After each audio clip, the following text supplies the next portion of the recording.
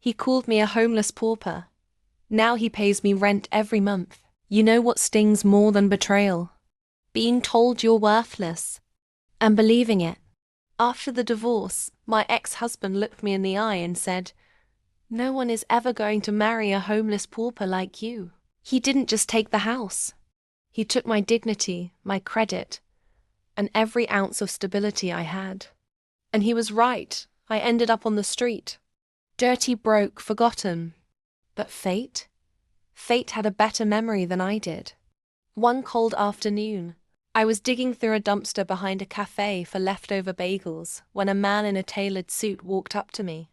"Are you Miss Michael?" he asked. I blinked. "Who's asking?" He smiled. "Your granduncle passed away. You're his sole beneficiary. He left you his penthouse in Manhattan, his private yacht in the Hamptons, and $47 million in assets." Then he added, "But there's one condition." I was still in shock when we sat down at a law office with leather chairs and champagne. The condition? I had to stay publicly homeless for 1 full month before touching a dime. My granduncle believed true wealth was built through humility. He wanted to make sure I didn't forget where I came from and who left me behind. So I agreed. I slept on benches knowing I owned skyscrapers. Ate scraps while my bank account gathered interest by the hour. And every night I planned. I didn't want comfort. I wanted payback with pearls and paperwork. On day 31, I emerged from the shadows in designer heels and a power suit tailored in Paris. I moved into the penthouse with floor-to-ceiling, windows overlooking the city that once ignored me.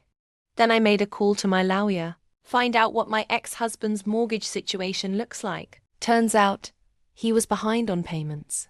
Divorce didn't make him smarter, just cockier. He was about to lose the same house he once threw me out of. So I bought it, in cash, quietly, through a shell company. 3 weeks later, he received a letter. "Your property has been acquired by a new landlord. To stay, please forward rent payments to your new owner, Ms. M. Michael." He stormed into my building, furious, red-faced, still clinging to the illusion that he had power. "You bought my house," he barked. I smiled. "No, sweetie. I bought your whole life." I raised the rent the next month. He paid. Then I raised it again. He begged. Plot twist? I started a foundation, the Paupers Project. It builds shelters for divorced women who lose everything.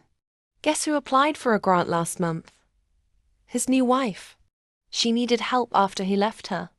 I approved it, but with a clause, subject to mandatory financial literacy classes, taught by yours truly. If this story fired you up, hit that subscribe button and join the revenge renaissance.